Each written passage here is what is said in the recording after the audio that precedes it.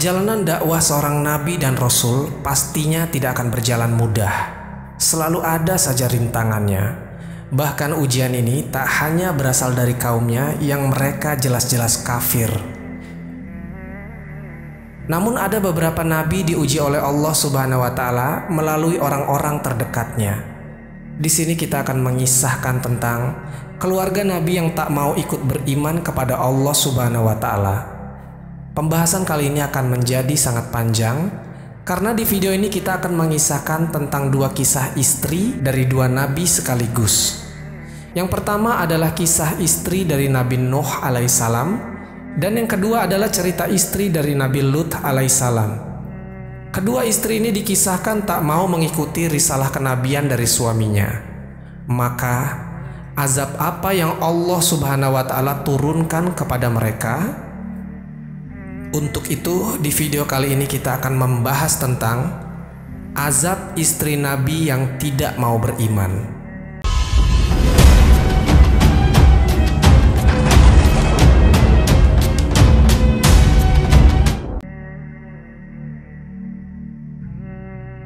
Assalamualaikum warahmatullahi wabarakatuh.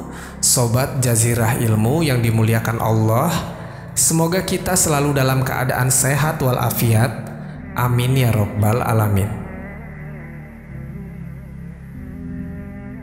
Yang pertama kita akan menceritakan tentang kisah istri dari Nabi Nuh alaihissalam. Dari Ibnu Abbas radhiyallahu anhu berkata, Allah Subhanahu wa taala mengangkat Nuh sebagai nabi ketika usianya 40 tahun dan masa dakwahnya selama 950 tahun. Setelah banjir bandang yang membinasakan seluruh makhluk hidup, Nabi Nuh masih hidup selama 60 tahun. Artinya, Nabi Nuh memiliki usia 1050 tahun. Nah, Nabi Nuh ini teman-teman diutus untuk suatu kaum yang kaum ini menyembah berhala atau menyembah patung-patung untuk menggantikan Allah Subhanahu wa taala.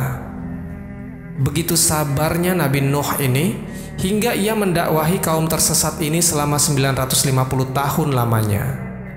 Namun dari selama itu ia berdakwah, hanya segelintir orang saja yang mau beriman kepada Allah Subhanahu wa taala. Bahkan teman-teman, istri dari Nabi Nuh pun tak mau mengakui kalau suaminya ini adalah nabi utusan Allah Subhanahu wa taala. Teman-temanku seiman, di dalam suatu riwayat disebutkan bahwa istri Nabi Nuh bernama Walihah atau Waghilah. Nah, Walihah ini teman-teman, dia lebih mendengarkan apa yang diucapkan para pembesar kaumnya daripada apa yang dikatakan suaminya, yaitu Nabi Nuh alaihissalam.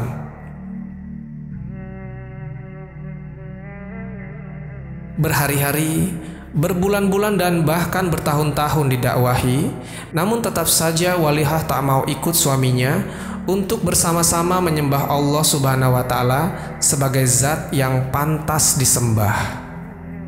Akhirnya ketika itu datang perintah Allah Subhanahu wa taala kepada Nabi Nuh supaya Nuh dan kaumnya membuat sebuah kapal di atas sebuah gunung.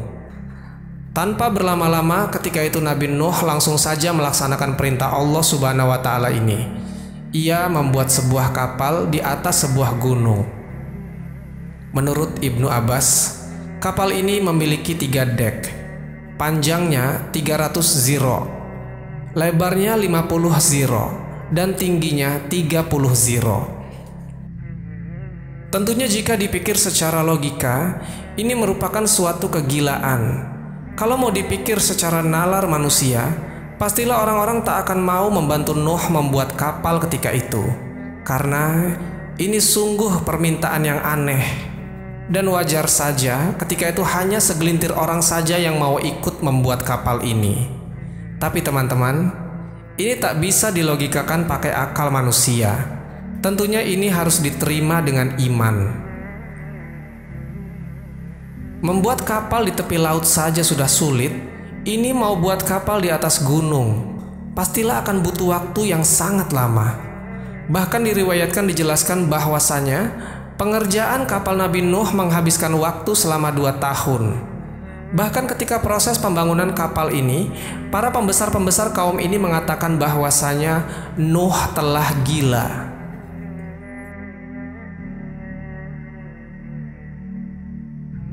Sobat Jazirah Ilmu yang dimuliakan Allah, setelah kapal ini selesai dibangun, dan ketika itu Nabi Nuh diperintahkan Allah Subhanahu wa Ta'ala untuk mengajak kaumnya yang beriman masuk ke dalam kapal tersebut, disertai dengan hewan-hewan yang berpasang-pasangan. Lalu tiba-tiba siang hari itu langit menjadi gelap, tanpa sedikit pun cahaya matahari dapat menembus tebalnya awan hitam. Siang itu dirasa seperti malam hari yang gelap gulita tanpa cahaya.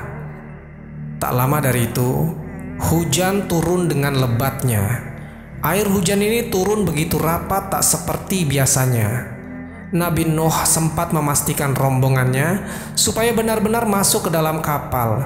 Di dalam kapal ia cek anggota keluarganya, hanya ada 3 anaknya saja, Sam, Ham, dan Yafet.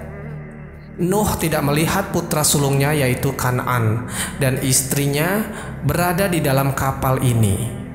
Sekali lagi, Nabi Nuh mencoba mengajak istri dan putranya ini. Ia keluar kapal dan mencari-cari keberadaan istrinya. Ketika Nuh telah bertemu dengan istrinya, Nabi Nuh alaihissalam sempat mengajaknya untuk ikut dalam kapalnya. Tapi istrinya tetap saja menolak. Padahal sudah ada tanda-tanda bahwa akan terjadi banjir besar. Pilihan istrinya sudah bulat. Ia lebih memilih mengikuti para pembesar kaumnya yang sangat ia hormati, melebihi hormatnya terhadap sang suami. Nabi Nuh pun menjadi sedih karena penolakan ini. Dengan berat hati, Nabi Nuh melangkah meninggalkan istrinya. Sambil berjalan meninggalkan istrinya, Nabi Nuh sama sekali tak mau menengok ke belakang karena ia tahu bahwasanya azab Allah Subhanahu wa Ta'ala akan segera datang pada istrinya yang durhaka ini.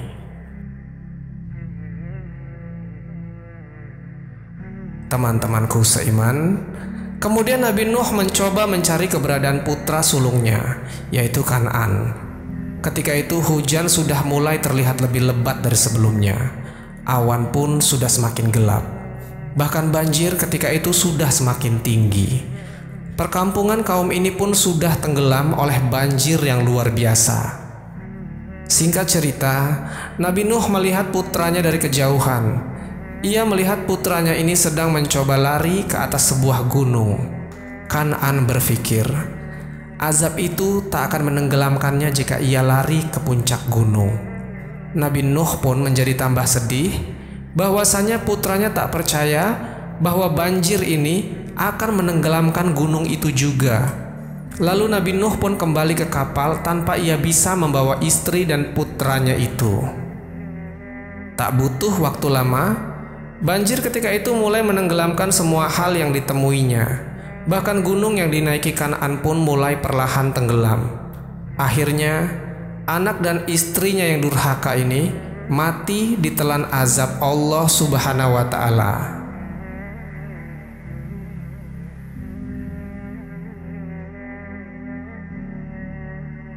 Sobat Jazirah Ilmu yang dimuliakan Allah, kisah istri yang durhaka kedua datang dari Nabi Lut alaihissalam.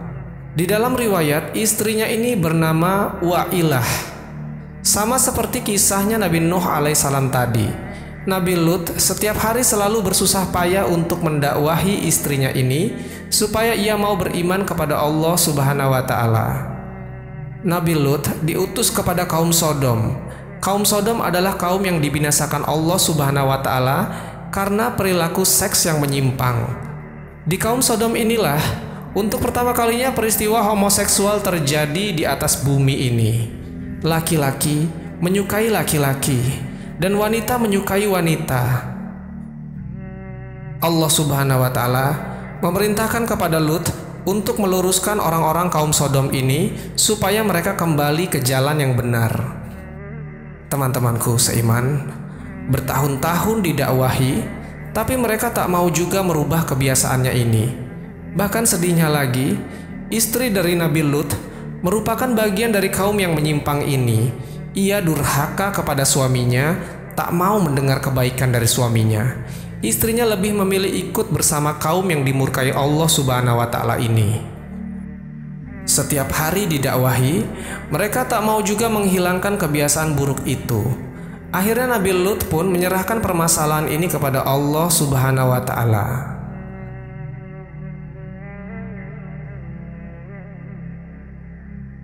Teman-temanku seiman, pada suatu hari Allah Subhanahu wa Ta'ala mengutus malaikatnya untuk merubah wujudnya menjadi laki-laki yang sangat tampan. Nah, malaikat yang menjelma menjadi manusia ini ketika sampai di negeri Sodom, ia langsung datang ke rumah Nabi Lut alaihissalam. Dan ketika sampai di rumah Nabi Lut melihat rupa dari tamunya ini begitu tampan. Kemudian Nabi Lut khawatir, lalu ia berkata pada istrinya, "Wahai istriku, di rumah kita telah datang tamu laki-laki yang sangat tampan. Tolong rahasiakan ini kepada siapapun." Nabi Lut khawatir jika ada yang mengetahuinya, pasti laki-laki di kota Sodom akan beramai-ramai mendatangi rumahnya untuk melihat paras dari tamunya ini. Tapi teman-teman, bukannya menjaga amanah dari suaminya, istrinya ini malahan pergi keluar rumah. Ia mendatangi sekelompok laki-laki dan berkata, "Sekarang di rumahku sedang ada tamu, seorang laki-laki yang begitu tampan dan mempesona. Jika kalian memberiku uang, aku akan mempersilahkan kepada kalian untuk melampiaskan nafsu kalian kepadanya." Mendengar ada seorang tamu yang tampan dan mempesona, maka sekelompok laki-laki ini penasaran, dan mereka semua secara beramai-ramai mendatangi rumah Nabi Lut alaihissalam. Setelah sampai di depan rumah Nabi Lut, mereka dapati pintu rumah Nabi Lut tertutup dan terkunci dari dalam. Segeralah mereka mengetuk pintu itu dengan keras dan sambil berteriak supaya pintu itu segera dibuka. Bahkan orang-orang ini mengancam, kalau pintu itu tak juga dibuka, mereka akan mendobraknya. Nabi Lut yang telah mengetahui bahwasanya orang-orang ini tengah mencari tamunya, maka ketika itu Nabi Lut menyembunyikan tamunya ini di dalam kamar. Istri Nabi Lut kegirangan karena mengetahui sebentar lagi ia akan mendapatkan imbalan berupa uang dari para laki-laki ini. Lain halnya dengan Nabi Lut, ia merasa kecewa kepada istrinya karena tak bisa menjaga amanahnya untuk merahasiakan kepada orang-orang kalau di rumahnya ada tamu yang sangat tampan. Lalu didengarnya dari dalam rumah, teriakan orang-orang di luar bertambah garang. Mereka semakin tak sabar untuk mendobrak pintu rumah Nabi Lut, karena Nabi Lut tak kunjung membukakan pintu ini. Kemudian untuk menenangkan orang-orang di luar rumahnya, Nabi Lut berkata kepada mereka dari balik pintu. Nabi Lut berkata, "Wahai kaumku, di dalam rumah ada putri-putriku. Mereka lebih suci bagimu.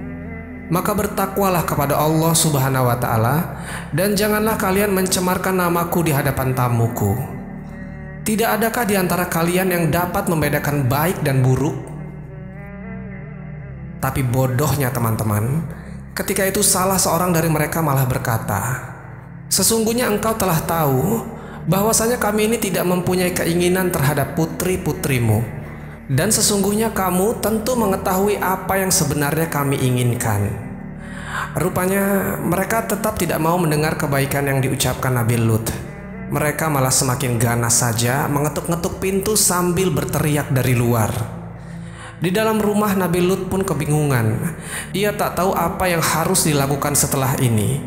Ia hanya berusaha untuk mendakwahi kaumnya. Di sisi lain ia ingin melindungi tamunya ini dari kejahatan kaumnya.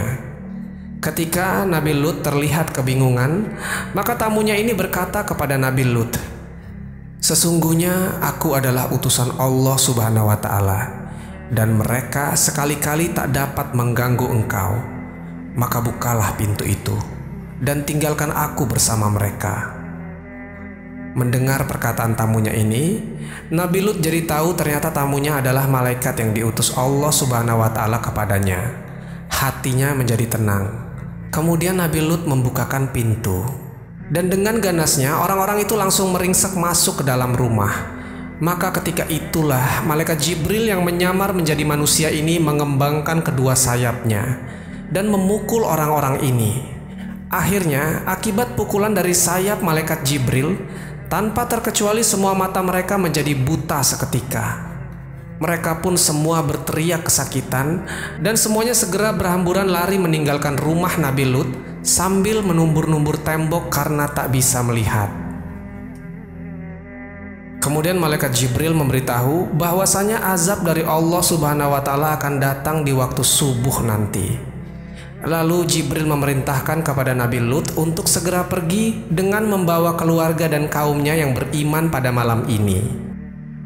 Dan tibalah waktu malam hari, Nabi Lut dan kaumnya yang beriman cepat-cepat pergi meninggalkan kota Sodom. Sementara itu istrinya tak mau ikut dengannya, karena sedari awal istrinya ini memang tak percaya pada dakwah suaminya. Nabi Lut pun pergi keluar kota Sodom dengan meninggalkan istrinya yang durhaka kepadanya. Dan ketika waktu subuh tiba, Allah Subhanahu wa Ta'ala benar-benar turunkan azab kepada negeri Sodom, seperti apa yang terdapat dalam surat Hud ayat ke-82. Maka tatkala datang azab kami jadikan negeri kaum Lut itu yang di atas ke bawah, dan kami hujani mereka dengan batu dari tanah yang terbakar dengan bertubi-tubi, hingga tak ada yang tersisa kecuali Allah Subhanahu wa Ta'ala binasakan. Wallahu a'lam bishawab. Jadi itulah kisah tentang istri-istri Nabi yang diazab Allah Subhanahu wa Ta'ala. Semoga kisah ini bermanfaat. Lebih dan kurangnya mohon dimaafkan. Yang benar datangnya dari Allah Subhanahu wa Ta'ala. Khilaf atau keliru itu datangnya dari saya pribadi sebagai manusia biasa. Sampai ketemu di kisah-kisah seru yang penuh makna selanjutnya. Saya akhiri. Wassalamualaikum warahmatullahi wabarakatuh.